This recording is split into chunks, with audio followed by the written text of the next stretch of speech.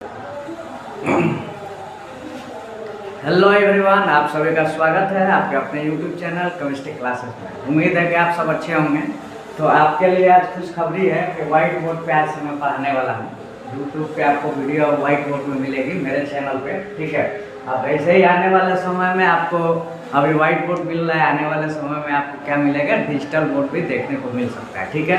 तो जुड़े रहिए हमारे साथ। तो चलिए आज हम लोग सीखने वाले हैं quantum number. Quantum number is a set of 4 numbers which all used to determine address of electron in an atom. कहने का मतलब ये है कि क्वांटम नंबर एक क्या है, सेट है 4 नंबर का, ठीक है, जिसमें क्या किया जाता है, determine address of electron in an atom, ठीक है। इलेक्ट्रॉन कहाँ पे है एक एटम में, इसी के बारे में क्वांटम नंबर से हम क्या करते हैं, पता करते हैं, ठीक है।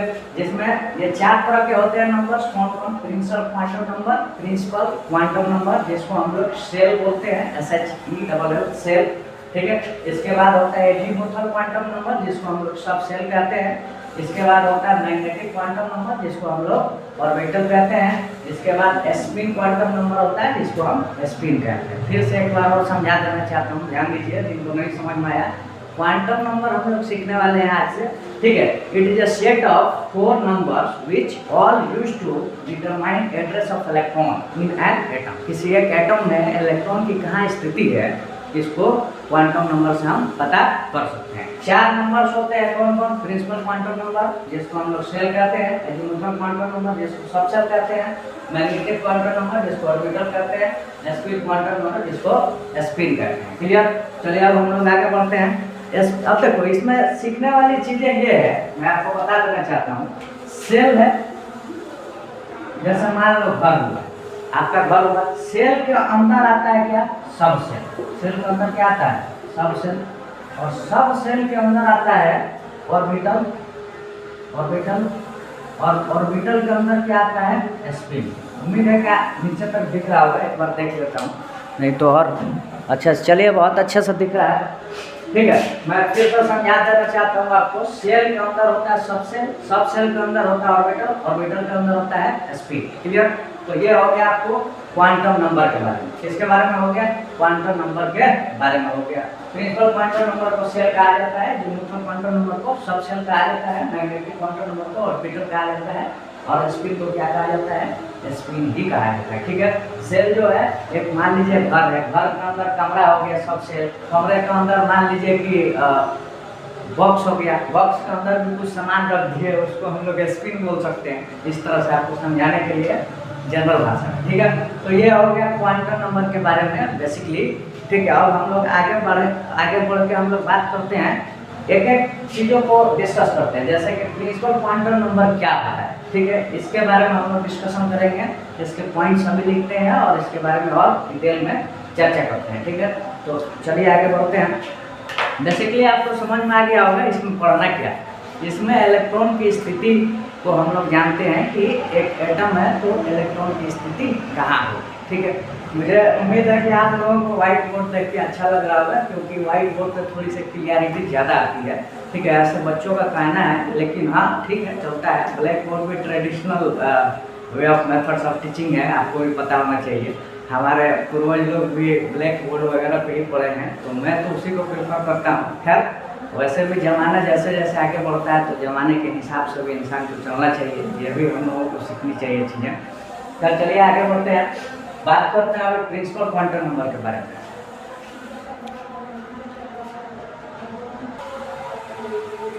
तो चलिए अभी हम लोग सीखने वाले हैं प्रिंसिपल क्वांटम नंबर, ठीक है। It is denoted by N. इसको हम लोग किससे डिनोट करते हैं, तो एन से डिनोट करते हैं। स्मॉल एन से इसको क्या करते हैं, हम लोग डिनोट करते हैं। सबसे पहली बात, ठीक है, पहली पॉइंट आपको समझ में आ गई होगी उम्मीद है, ठीक है। फिर से मैं बता देना चाहता हूँ कि जो प्रिंसिपल क्वांटम नंबर होता है उसको स्मॉल एन से हम लोग डिनोट करते हैं, ठीक है। इसको इंट्रोड्यूस सबसे पहले किसने किया, तो बोहर साहब ने किया। किसने? बोहर मॉडल आप लोग पढ़ ही चुके हैं। तो बोहर साहब ने इसको क्या किया है, इंट्रोड्यूस किया है, बताया है इसके बारे में, ठीक है। It represents name, size, energy, velocity of electron of the shell to which it belongs. फिर से समझा देना चाहता हूँ कि जो प्रिंसिपल क्वांटम नंबर है, इससे इलेक्ट्रॉन जो है सेल में, इलेक्ट्रॉन जो है जैसे एटम के बारे में ही समझो, कोई एटम है, ठीक है, उसका जो इलेक्ट्रॉन है उसका साइज कैसा है, उसकी एनर्जी कितनी है, उसकी वेलोसिटी कितनी है, ठीक है, उसी से वो जो बिलोंग करता है उसके बारे में ये बताता है। फिर से सुन लीजिए, it represents name, size, energy, velocity of electron of the set to which it belongs, ठीक है।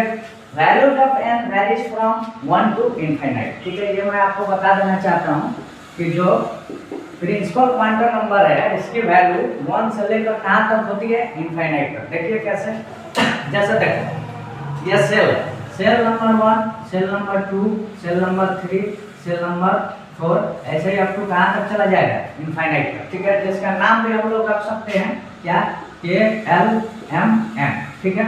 और एक चीज आपको मैं बता देना चाहता हूँ, के के बाद आता है एल, फिर एम, फिर एन, ओ, पी, ठीक है, डॉट डॉट डॉट, जेड तक जाता है, जेड के बाद Z1, Z2, dot dot dot, ऐसे वैल्यू इसकी हम लोग लेते हैं। फिर से सुन लीजिए, एक बार और बता देना चाहता हूँ, K L M N O P, dot dot dot, कहाँ तक जाएगा, जेड तक, फिर Z1, Z2, Z3, Z4, ऐसे सो ऑन, ठीक है। और एन की वैल्यू आप देख ही सकते हो कहाँ से है, 1 2 3 4 5 6, डॉट डॉट डॉट, कहाँ तक, इनफाइनाइट, ठीक है। कहाँ तक जाती है, इनफाइनाइट। क्लियर, कोई डाउट नहीं होनी चाहिए, बहुत आसान चीज़ है, ठीक है। यहाँ तक आपको समझ में आ गया होगा, उम्मीद है, ठीक। तो ये रिप्रेजेंट करता है किसको, ठीक है, नाम को, साइज को, यहाँ पे देख लीजिए, नेम, साइज, एनर्जी, वेलोसिटी, ठीक है, of electron of the shell, किसका, सेल का, ठीक है। सेल में इलेक्ट्रॉन की साइज कितनी है, ठीक है, नाम क्या है, एनर्जी क्या है, वेलोसिटी उसकी कितनी है, इसी को ये प्रिंसिपल क्वांटम नंबर हमें बताता है, ठीक है। नो डाउट होनी चाहिए, इसमें कोई डाउट नहीं होनी चाहिए। चलिए आगे बढ़ते हैं, यहाँ तक समझ में आ गया होगा, उम्मीद है। तो वैल्यू जो है कहाँ से कहाँ तक रहता है, n equal to 1 2 3 4 5 dot dot dot, कहाँ तक, इनफाइनाइट। समझ में आ गया, इसकी वैल्यू 1 से लेकर इनफाइनाइट तक होती है। क्लियर, चलिए अब आगे हम लोग बढ़ते हैं। ये भी आपको मैं समझा दिया कि K L M N O P Q R, ऐसे भी इसका नाम होता है। जेड तक जाएंगे, जेड के बाद Z1, Z2, Z3, Z4, Z5, ऐसे होता है, ठीक है। इनफाइनाइट तक इसमें नंबर हो सकते हैं, नंबर ऑफ सेल कहाँ तक हो सकते हैं, इनफाइनाइट तक। लेकिन मेनली हम लोग को पढ़ना कहाँ तक है, तो ये भी मैं आपको बता देता हूँ। मेनली हम लोग को के एल एम एन तक ही पढ़ना है, इससे ज़्यादा हमें नहीं पढ़ाई करनी है, ठीक है। इसमें नहीं पढ़ाई करनी है, ठीक है। किसके बारे में बात हो रही है बताइए, एटॉमिक स्ट्रक्चर के बारे में मैं बता रहा हूँ कि इसमें इससे ज़्यादा हम लोगों को पढ़ने की नीड नहीं है, ठीक है। वैसे तो आने वाले समय में आपको और ज़्यादा हो सकता है पढ़ने की नीड पड़े, अगर आप ग्रेजुएशन कर रहे हो केमिस्ट्री में तब, ठीक है। फिलहाल आप इसमें के एल एम एन तक ही आप पढ़ सकते हो, 1 2 3 4 तक ही आप पढ़ सकते हो। क्लियर, यहाँ तक कोई आपको समस्या नहीं होनी चाहिए, ठीक है। आगे बढ़ते हैं, अब हम लोग सीखेंगे इसमें आर की वैल्यू हम पहले से ही जानते हैं, ठीक है। तो इसको मैं इरेज कर देता हूँ, आराम से वीडियो पॉज करके इरेज कर देता हूँ। उसके बाद बाकी की चीज़ें मैं लिख देता हूँ ताकि थोड़ा सा समय कम लगे और चीज़ें ज़्यादा डिस्कशन हो पाए।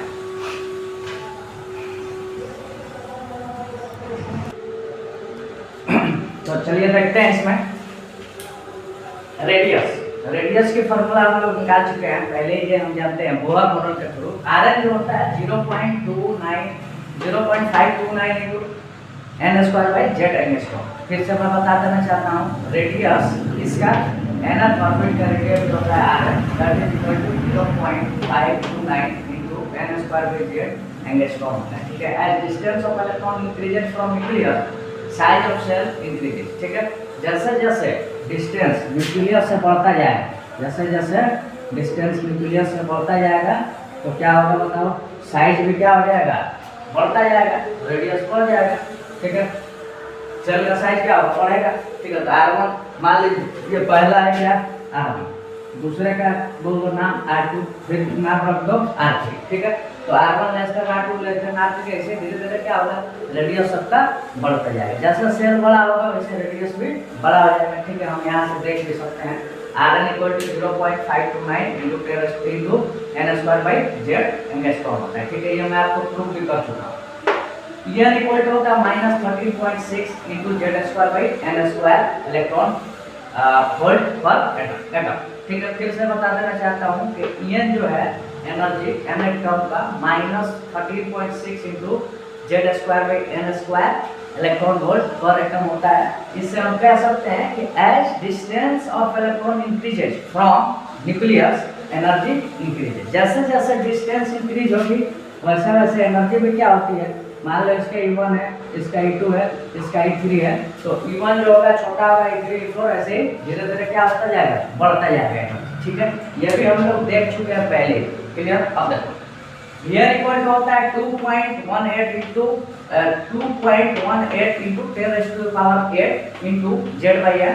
सबसे यहाँ पे इम्पोर्टेंट चीज ये है आपको याद करने का, सेंटीमीटर पर सेकेंड होता है। फिर से सुन लीजिए, here equal to 2.18 into 10⁸ into z by n centimetre पर सेकेंड होता है। ये पहले भी हम लोग कैलकुलेशन करके ये प्रूव कर चुके हैं, लेकिन आपको याद रखना है। तो इसमें देख लो, as distance of electron increases, इसका मतलब है इंक्रीजेज, इसका मतलब है increases from nucleus velocity of electron increases. जैसे जैसे दूर जाएगी इलेक्ट्रॉन, सेल 1 से सेल 2 पे जाएगी, 3 पे जाएगी, और वैसे वैसे वेलोसिटी क्या होती है, कम होती जाती है। यहाँ पे देख सकते हो जो वीएन है इनवर्सली प्रोपोर्शनल किसके है, एन के। ठीक है, तो नंबर ऑफ सेल बढ़ेगा, ये बढ़ेगा तो वीएन क्या होगा, घटेगा। क्लियर, इसमें कोई डाउट नहीं होनी चाहिए। ठीक है, तो ये किस चीज़ों से हम सीख सकते हैं, प्रिंसिपल क्वांटम नंबर से ये चीज़ें हम लोग सीख सकते हैं। क्लियर, तो यहाँ तक आपको डिस्कशन हो गया है। अब number of electron in a shell देखते हैं। वैसे तो 10th क्लास में आप लोग पढ़े होंगे, ठीक है, और पीरियोडिक टेबल में भी आपको पढ़ने को मिलेगा, तो इसमें भी मैं बता देता हूँ ताकि आपकी रिवीजन हो जाए। अगर आप नहीं पढ़े हैं तो दोबारा भी आपको पढ़ने का मौका मिल जाएगा, अभी अगर जानकारी हो जाएगी तो चलिए आगे देखते हैं। यहाँ तक तो सबको क्लियर हो गया होगा, कोई डाउट नहीं होनी चाहिए। अब नेक्स्ट हम लोग सीखने वाले हैं number of electron in a shell. Number of electron in a shell, इसका फॉर्मूला होता है 2n²। बहुत लोग पहले से ही जानते होंगे, अगर जो नहीं जानते होंगे आज जान लीजिए कि नंबर ऑफ इलेक्ट्रॉन जो है किसी भी एक सेल में, उसको हम निकाल सकते हैं 2n² फॉर्मूले से। तो चलिए देखते हैं इसको।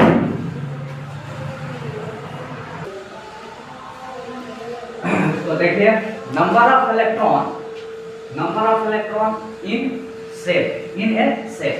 अगर बात की जाए नंबर ऑफ इलेक्ट्रॉन इन के सेल की बात की जाए तो कितना हो जाएगा, के जो होता है n=1 होता है। के क्या होता है, n=1। तो यहाँ फॉर्मूला में आप n की जगह पे क्या रख दोगे, अगर के सेल होगा तो 2 × 1 का स्क्वायर, जो कि कितना हो जाएगा, 2 हो जाएगा। क्लियर, तो नंबर ऑफ इलेक्ट्रॉन अगर के सेल होगा तो इलेक्ट्रॉनों की संख्या कितनी होगी, 2 होगी। ठीक है, similarly number of electron in L में क्या आ जाएगा, n=2 × 2 का स्क्वायर, 2 × 4 कितना हो जाएगा, 8। टोटल इलेक्ट्रॉन कितना हो जाएंगे, एल सेल में 8 हो जाएंगे। ठीक है, इसके बाद देखो m होगा तो n कितना हो जाएगा, 3, तो 2 × 3 का स्क्वायर कितना हो जाएगा, 2 × 9 कितना हो जाएगा, 18। कितना हो जाएगा, 18। ठीक, चलो इसके अलावा n होगा तो n क्या होता है, 4, 2 × 4 का स्क्वायर कितना हो जाएगा, 2 × 16 32 हो जाएगा। कितना हो जाएगा, 32। फिर से समझा देना चाहता हूँ आपको, के एल एम एन तक भी पढ़ना है तो ज़्यादा परेशान नहीं होना है, यही 4 आपको पढ़ने को मिलेगा। ठीक है, के अगर रहेगा सेल तो 2 इलेक्ट्रॉन होंगे, मैक्सिमम कितने इलेक्ट्रॉन होंगे, 2 इलेक्ट्रॉन। ठीक, इसमें 8 इलेक्ट्रॉन, इसमें 18 इलेक्ट्रॉन, इसमें 32 इलेक्ट्रॉन। अगर और देखना चाहते हो तो ये भी देख लो, अगर O की बात की जाए तो n कितना होता है, 5, तो 2 × 5 का स्क्वायर क्या हो जाएगा, 2 × 25 that is equal to 50 electron. कितना हो जाएगा, 50 इलेक्ट्रॉन। अगर O के बाद बात करना चाहते हो KLMNO P के बारे में तो n क्या लिखोगे, 6, जो कि कितना हो जाएगा, 2 × 6 का स्क्वायर, 2 × 36 जो कि कितना हो जाएगा, 72 इलेक्ट्रॉन। ठीक है, अगर बात की जाए आर की पी क्यू आर, देखो K L M N O P Q, Q की बात की जाए तो क्यू में क्या आ जाता है n इक्वल टू 7, जो कि 2 इंटू 7 का स्क्वायर कितना हो जाएगा 2 गुना 49, that is equal to 98 electron. ठीक है, आपको फिर से बता देना चाहता हूँ कि अगर के सेल होगा तो 2 गुना 1 का स्क्वायर हो जाएगा, एल सेल होगा तो 2 गुना 2 का स्क्वायर हो जाएगा। ठीक है, फिर ऐसे ही तो इसमें हो गया 8 electron, 18 electron, 32 electron, 50 electron, 72 electron, 98 electron. मतलब ये, चलो आपको और थोड़ा सा डिटेल समझा देते हैं। ये सेल नंबर 1 है, 2 है, 3 है, 4 है, 5 है। ऐसे सेल जो है पहले वाले सेल में मैक्सिमम कितने इलेक्ट्रॉन आएंगे 2 इलेक्ट्रॉन, दूसरे में 8 इलेक्ट्रॉन, तीसरे में 18 इलेक्ट्रॉन, चौथे में कितना आएंगे 32 इलेक्ट्रॉन और पांचवे में 50 इलेक्ट्रॉन। ऐसे ही बढ़ते जाएगा 72 और 98। समझ में आ गया? तो ये चीजें सीखने को आपको ये प्रिंसिपल क्वांटम नंबर से सीखने को मिल जाए। ठीक है, अब इसके बाद हम लोग बात करने वाले हैं एजीमुथल क्वांटम नंबर। क्या सीखने वाले हैं? Azimuthal quantum number. इसको रिप्रेजेंट किया जाता है स्मॉल एल से। ठीक है,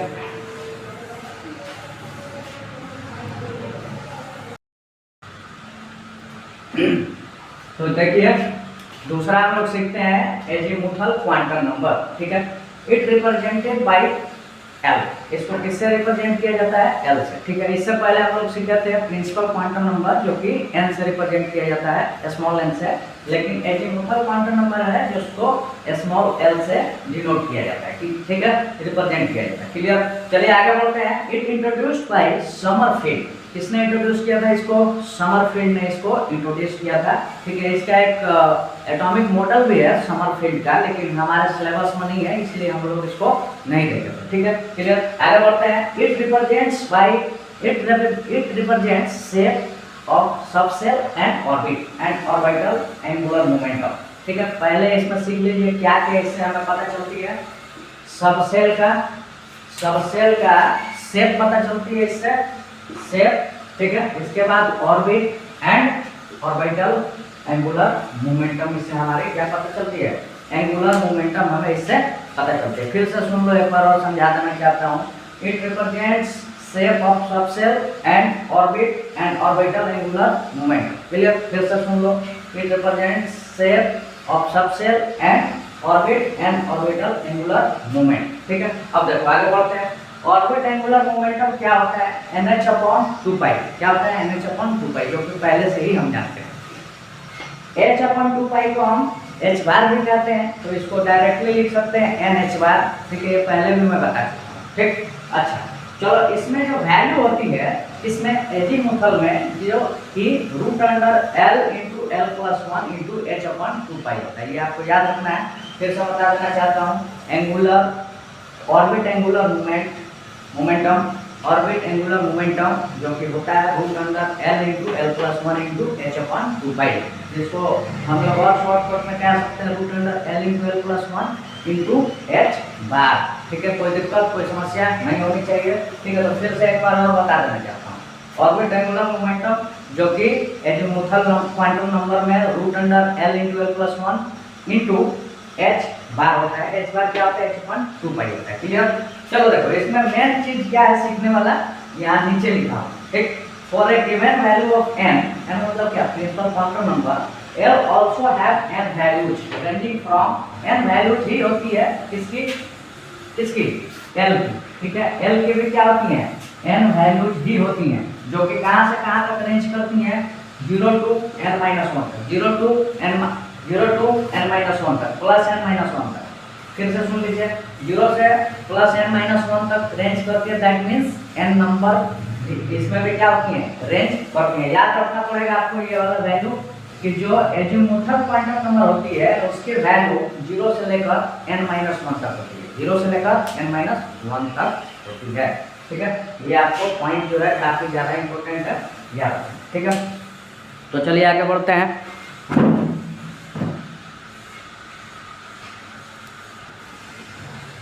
तो देखिए इसमें वैल्यू ऑफ n, अगर वैल्यू ऑफ n में n की वैल्यू अगर 1 होगी तो टोटल नंबर ऑफ l कितना होगा? बताओ, टोटल नंबर ऑफ l कितना होगा? 1 ही होगा। कितना होगा? 1। ठीक है, और वैल्यू ऑफ l 0 से n-1 तक कितना होगा, तो इसमें वैल्यू जो होगी 0 होगी। क्यों 0 होगी, क्योंकि n की वैल्यू 1 है और यहाँ पे n-1 कितना हो जाएगा 0। तो 1 स्टार्टिंग कहाँ से हो रहा है 0 से हो रहा है, तो जाहिर सी बात है वैल्यू l की वैल्यू कितनी होगी 0। फिर से सुन लो, अगर n = 1 है तो l की वैल्यू एजीमुथल क्वांटम नंबर की वैल्यू कितनी होगी 0। और सब सेल कौन सा हो जाएगा, तो पहले वाला सब सेल हो जाएगा s सब सेल। क्लियर। चलिए वैसे ही अगर वैल्यू 2 होगी n की, तो टोटल नंबर ऑफ l कितने हो जाएंगे 2 हो जाएंगे। कितने हो जाएंगे 2। कौन कौन, तो एक तो 0 होगा ही और दूसरा क्या होगा 1 होगा। एक तो 0 होगा ही, दूसरा क्या होगा 1 होगा। ठीक है। सब सेल कौन सा हो जाएगा, अगर 0 है तो सब सेल s होगा, अगर 1 होगा तो सब सेल कौन सा होगा p हो जाएगा। कौन हो जाएगा p।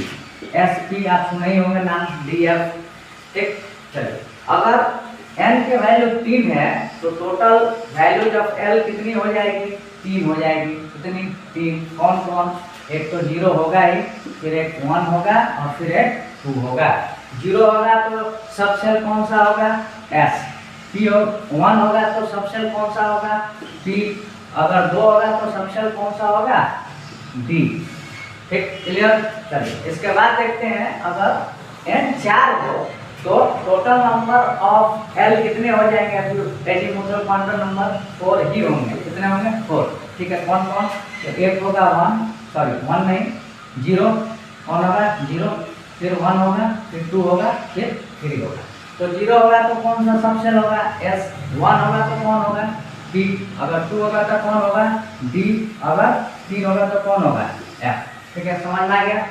क्लियर। कोई डाउट होना भी नहीं चाहिए डाउट। देखो अगर 4 नंबर होंगे, n की वैल्यू अगर 4 होगी तो l की वैल्यू भी टोटल कितनी होगी 4। 0 1 2 3।